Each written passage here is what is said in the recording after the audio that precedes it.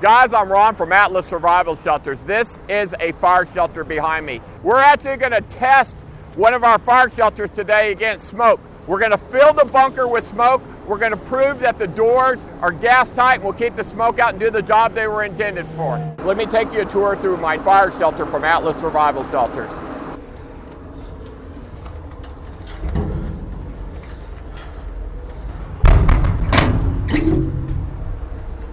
We lock it from the inside, and we should be safe from the fire. Outside here, this little outlet is for a shower. In case you have to decontaminate from fallout, you actually would decontaminate right here in this room. Also, if you run a generator in the shelter, the carbon monoxide from the generator will not get past the gas-tight door. So that's very important that this door is gas-tight, not only for the smoke, the loss of air, but from the carbon monoxide from both the fire and the generator. So I'm going to talk about the door that's going to save your life. Now, this room that I'm in is called the mud room. This shelter is a display, so we have the end out on it. But the way it works is on the surface, you'll have a hatch. Now, if your main concern is fire, we'll do you a 2 or 3 hour rated hatch. You'll close the hatch, and that's going to give you almost enough fire protection to save your life. But the additional protection that I'm adding to guarantee I'll save your life is the gas tight door. I can't talk about this door too much because it's the most important thing. I'm also going to show you how this door works. It's got a stainless steel lever handle on it. But when the door is open, when I turn the handle here, there's 6 dogs here that will lock down. 1, 2, 3, 4, 5, 6. Okay? And when it locks it down, what it does, it torques the steel angle over here. It torques this steel angle right here into this gasket right here, and it makes it press in. And this is a gas-proof gasket. So that makes the door gas tight. So when you're inside the shelter, you lock it from the inside. Matter of fact, I'll go inside and I'll turn the handle so you see what it looks like.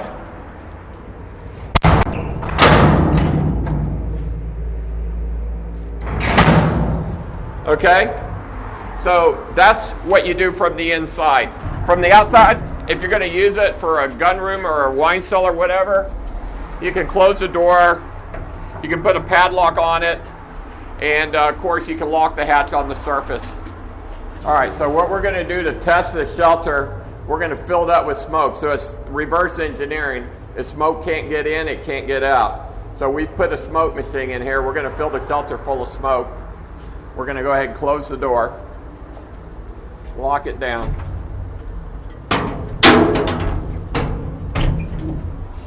Okay, so the shelter's being filled with smoke.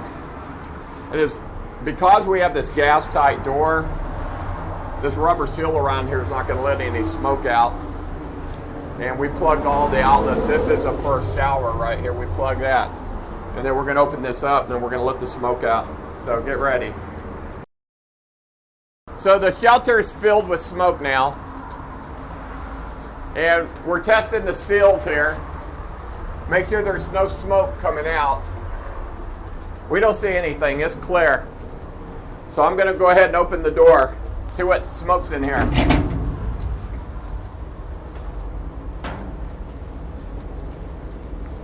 Woo! So you see the smoke's coming out. So it's the same principle, guys. If I can hold smoke in, I can hold smoke out.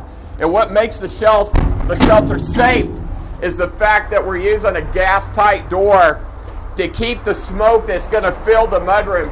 When you're in the shelter here, the hatch on the surface is to handle the radiant heat. That's not going to really keep smoke out because it's going to have some smoke get in there. But what's going to save your life is this gas-tight door. I keep repeating myself. You can't let smoke in. You can't let air out. And a fire will suck all the air out of here. So if there was any leak on this door, it would just pull the air out of the bunker and you would suffocate. I don't know if you've ever been hit in the gut. It's like, you can't breathe. That's what it would feel like instantaneously. So unless the shelter is gas tight, which means smoke-proof, airtight on the inside, it won't do the job. So anyway, I'm going to open it one more time. Woo! Man. Whoa. Oh. So anyway, okay, let me come out. All right. Well, that proves it right there. So I'm going to let the smoke empty out of this thing, but I hope you guys on YouTube are enjoying this. But, you know, when you rebuild your house, consider putting one of these Atlas fire shelters underneath the house. You can use it for so many things. You can turn it into a gun vault, a wine cellar. It's going to be good for earthquakes, wildfires, nuclear fallout, God forbid that last one. But the one thing for sure, we are going to have more wildfires, and one day we are going to have an earthquake. All right, guys, I apologize for having to talk so loud while I was outside. But, guys, if you have an existing house and you want to get a shelter built into it, the best I can do is get the shelter underneath the driveway as illustrated here. If we can't do that, we can put the shelter in the backyard as seen in this picture here. That's easy to do. For you guys who are going to rebuild the houses, and all you want is a underground fire vault to protect your valuables and your irreplaceable photo albums, collectibles, whatever it may be, we have a shelter called Fire NATO, but it must be poured in with the foundation. So if you're going to re-pour your foundation, or if you're building a new house and you at least want a fire vault just for your collectibles, put in the Fire NATO. It's the best $7,000 you'll ever spend. Guys, thanks for watching my video. Please like, share, and subscribe, and tell people about the fire shelter I've created here at Atlas Survival Shelters, and I'll see you on the next video.